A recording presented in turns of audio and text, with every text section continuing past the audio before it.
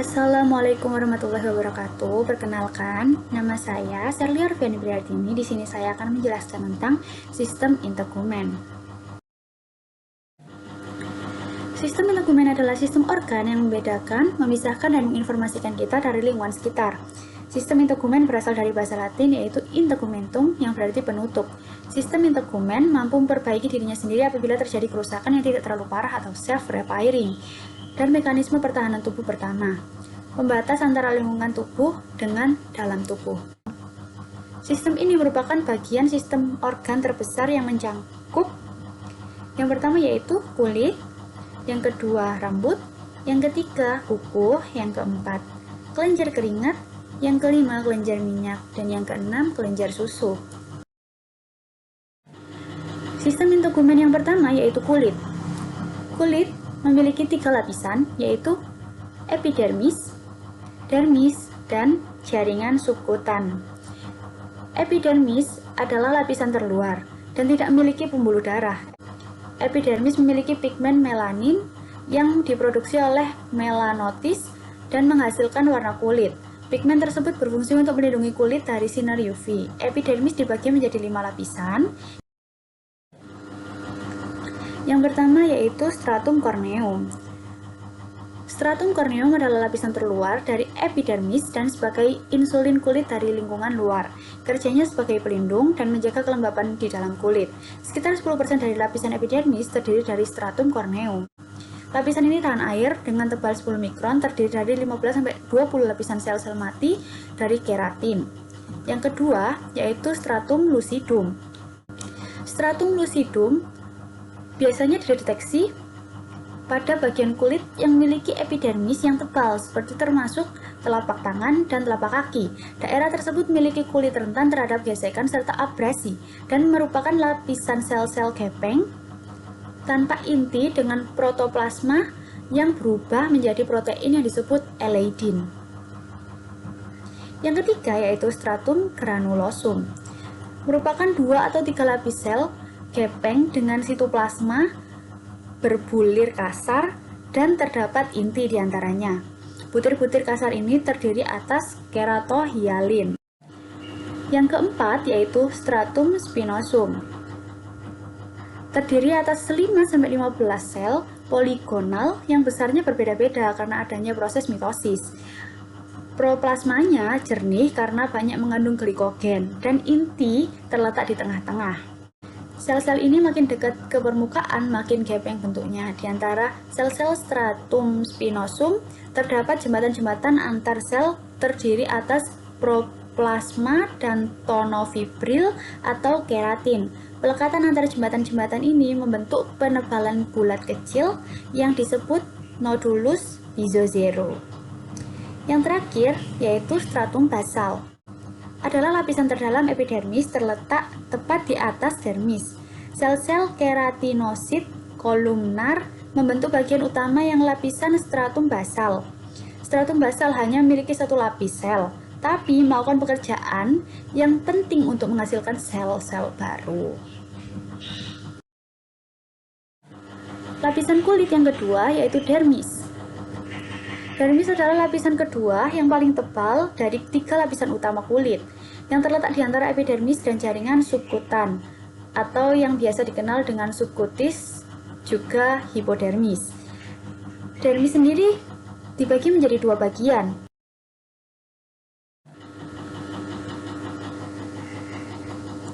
Lapisan papiler. Dermis papiler atau lapisan papiler terbuat dari longgar jaringan ikat areolar yang mengandung serat kolagen dan elastin. Di dalam lapisan papiler terdapat fibroblas, sejumlah kecil sel lemak atau adiposit, dan banyak pembuluh darah kecil. Selain itu, lapisan papiler mengandung fagosit, sel defensit, membantu melawan bakteri atau infeksi lain yang telah merusak kulit. Lapisan ini mengandung kapiler limfatik, serabut saraf, dan reseptor sentuh yang disebut sel-sel Meissner. Yang kedua yaitu lapisan retikuler. Papiler memiliki lapisan retikuler yang jauh lebih tebal, terdiri dari jaringan ikat padat dan tidak beraturan. Lapisan ini memiliki pembuluh darah yang baik dan memiliki suplai saraf sensorik dan simpatik yang kaya. Serta elastin memberikan elastisitas pada kulit, memungkinkan pergerakan, serta kolagen memberikan struktur juga kekuatan tarik. Kolagen mengikat udara untuk menjaga kulit tetap terhidrasi. Lapisan kulit yang ketiga yaitu jaringan subkutan. Jaringan subkutan ini biasanya disebut dengan subkutis atau hipodermis. Jaringan subkutan berfungsi untuk menempelkan kulit ke tulang dan otot yang mendasarinya serta menyuplai dengan pembuluh darah dan saraf. Di dalam jaringan subkutan terdapat sel-sel utama, yaitu fibroblast, makrofag, dan sel lemak. Hipodermis mengandung 50% lemak tubuh. Lemak itu sendiri berfungsi sebagai bantalan untuk pelindung akan trauma serta cadangan energi bagi tubuh. Sistem integumen yang kedua yaitu rambut. Rambut dibagi menjadi 3. Yang pertama, ujung rambut, yaitu yang berbentuk runcing, terdapat pada rambut yang baru tumbuh dan belum pernah dipotong. Yang kedua, batang rambut, yaitu bagian rambut yang berada di luar kulit, berupa benang-benang halus terdiri dari keratin atau sel-sel tanduk. Yang ketiga, akar rambut, yaitu bagian rambut yang berada di dalam kulit dan tertahan di dalam folikel atau kantung rambut.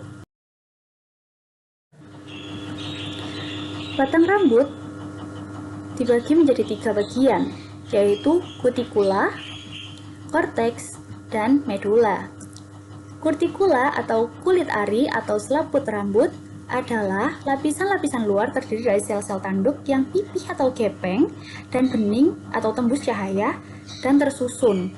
Bagian bawah menutupi bagian di atasnya. Karena kutikula bening dan tembus cahaya, maka terlihatlah warna dari rambut tersebut. Susunan rambut yang saling menutupi memungkinkan hasil yang diinginkan dalam penyasakan dan memudahkan cairan zat cair lebih mudah masuk dalam rambut. Yang kedua yaitu korteks atau kulit rambut. Merupakan lapisan tengah dari batang rambut yang letaknya di antara lapisan kutikula serta medula. Korteks atau kulit rambut terbentuk atas kombinasi mikrofilamen, yang mana mikrofilamen merupakan benang-benang yang begitu halus atau fibril. Fibril pada korteks ini membuat pigmen melanin yang dapat memberikan warna pada rambut tersebut. Pada bagian ini juga terdapat keratin dengan bentuk spiral yang bersifat elastis, dapat memanjang ketika ditarik, serta dapat kembali mendekat ketika dilepaskan. Yang ketiga yaitu medula atau sumsum rambut. Adalah bagian yang berada di tengah atau antara kutikula dan medula, disusun oleh kumpulan semacam benang-benang sangat halus sekali, tidak dapat dilihat oleh mata hanya dengan mikroskop benda. Benang yang sangat halus disebut fibril. Fibril terbentuk oleh molekul fibril mengandung butiran pigmen melanin. Sel tanduk yang membentuk fibril mengandung suatu zat belerang atau sulfur, mempunyai pengaruh reaksi terhadap obat keriting atau cold wave dan obat cat rambut. Molekul-molekul keratin berada dalam bentuk spiral, terdapat ikatan-ikatan yang mempertahankan bentuk rambut secara tetap atau pengeritingan. Akar rambut. Akar rambut dibedakan menjadi 6, yaitu otot penegak rambut, folikel rambut, kelenjar lemak, papila rambut, sel melanosit, bulb rambut. Otot menegak rambut memiliki fungsi untuk menegakkan rambut, dan yang selanjutnya juga matriks rambut yang disebut juga dengan tombol atau umbi atau lembaga rambut. Yang kedua yaitu folikel rambut. Merupakan bagian rambut dengan bentuk seperti kantong serta memiliki fungsi untuk melindungi tunas rambut yang baru tumbuh. Yang ketiga yaitu kelenjar lemak, merupakan kelenjar mikroskopik yang terletak tepat di bawah kulit yang mengeluarkan minyak yang disebut dengan sebum. Seperti yang Anda telah ketahui bahwa kelenjar minyak ini ditemukan bersama dengan kelenjar keringat. Yang keempat yaitu papila rambut. merupakan bagian rambut sebagai tempat dihasilnya sel tunas rambut serta pigmen melanin yang memberi warna. Selain itu, papila rambut juga memiliki fungsi untuk menerima nutrisi dan folikel guna menunjang pertumbuhan rambut. Yang kelima yaitu sel melanosit. Di antara sel-sel umbi terdapat sel melanosit pada bagian paling dalam ataupun tengah. Sel-sel masih lembek dan berwarna putih-putihan. Yang terakhir yaitu blub rambut. Merupakan bagian pangkal rambut yang membesar, bermanfaat untuk melindungi papila rambut. Sistem integumen yang selanjutnya yaitu kuku. Kuku atau nails merupakan bagian tulang di tubuh manusia yang tumbuh di ujung jari. Muncul dari dalam tubuh, terbentuk dari sel berupa gel lembut yang mati kemudian mengeras dan membentuk saat mulai tumbuh dari ujung jari. Zat yang membentuknya adalah protein bernama keratin, sama seperti rambut. Fungsi utamanya adalah sebagai pelindung ujung jari yang lembut dan penuh dengan urat saraf dan pertinggi daya sentuh. Kuku terbagi menjadi 6 bagian utama.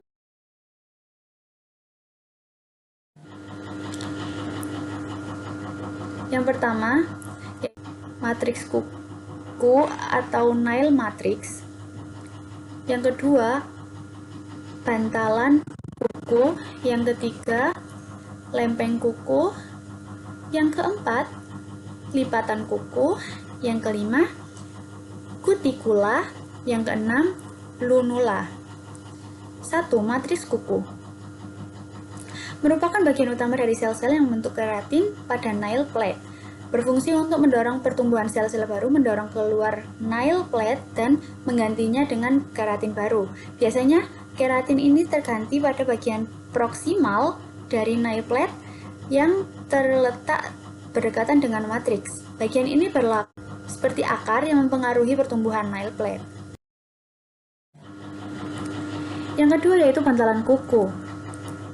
Merupakan bagian dalam yang letaknya persis di bawah nail plate dan merupakan lanjutan kulit di sekitar kuku. Bagian ini berfungsi untuk mendukung pertumbuhan pelindung ujung jari ini agar tetap menyatu dengan kulit melalui keratin yang dihasilkannya.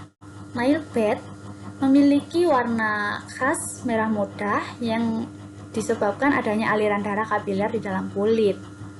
Yang ketiga yaitu lempeng kuku. Terletak pada lapisan paling luar yang biasanya berbentuk melengkung dengan warna yang merah muda akibat kapiler derma yang mendasarinya. Apabila teksturnya bergaris dan memiliki perubahan warna serta ketebalan, bisa jadi merupakan pertanda penyakit.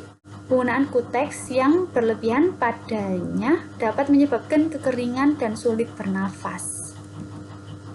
4. Lipatan kuku merupakan hubungan kulit yang terdiri dari proksimal dan lateral yang rentan terhadap trauma mekanik seperti menggigit atau pertumbuhan di dalam kulit yang menyebabkan infeksi bakteri dan jamur. Bagian ini sering mengalami radang dan pembengkakan yang dikenal sebagai paronychia atau lebih dikenal dengan istilah cantengan.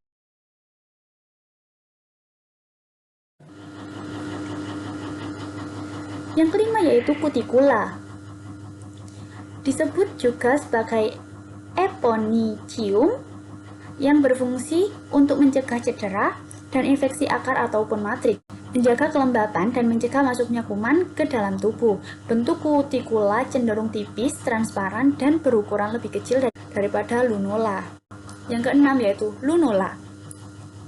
Bagian berbentuk bulan sabit di dasar nail plate yang biasanya berwarna pucat putih dan apabila terkena cahaya akan sedikit membias menjadi warna merah muda. Lunula biasanya terlihat pada jempol. Sistem integumen yang selanjutnya yaitu kelenjar keringat. Kelenjar keringat adalah struktur kulit yang terletak pada lapisan epidermis. Fungsinya menghasilkan keringat yang dikeluarkan oleh lapisan subkulit kecil atau stratum corneum ke permukaan kulit. Terdapat 2 jenis kelenjar keringat yaitu kelenjar ekrin, dan yang kedua yaitu kelenjar apokrin.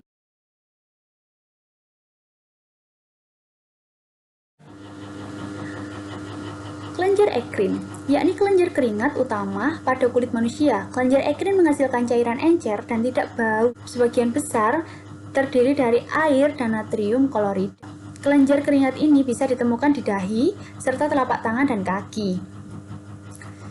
Yang kedua yaitu kelenjar apokrin, yakni kelenjar keringat yang lebih besar. Umumnya dapat ditemukan pada area tubuh yang terdapat folikel rambut, seperti area ketiak, kemaluan. Kelenjar keringat ini mampu menghasilkan cairan yang bau.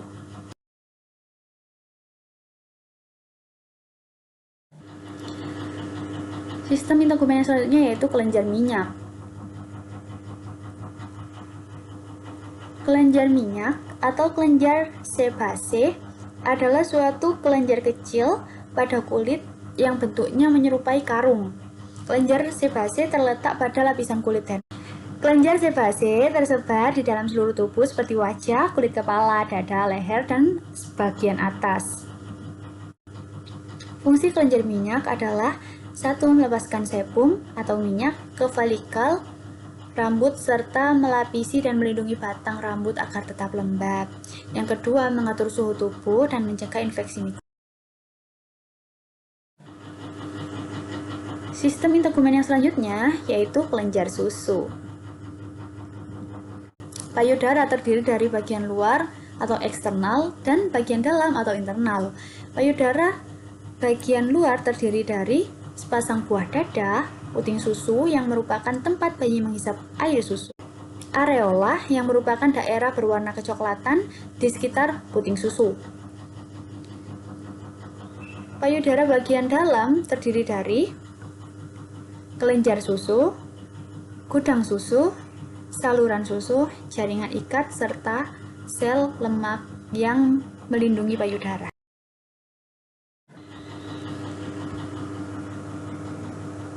Setiap payudara mengandung 15-20 lobus atau unit menghasil susu yang tersusun seperti barisan roda di sekitar puting.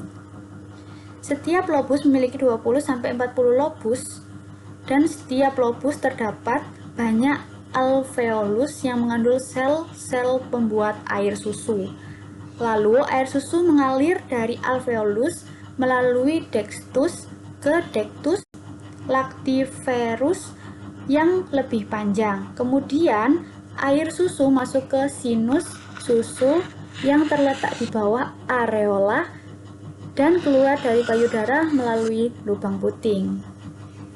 Struktur lobula dalam kenyataannya juga tidak serapi yang diilustrasikan. Jumlah dan ukuran selalu berubah dan meningkat saat hamil dan menyusui.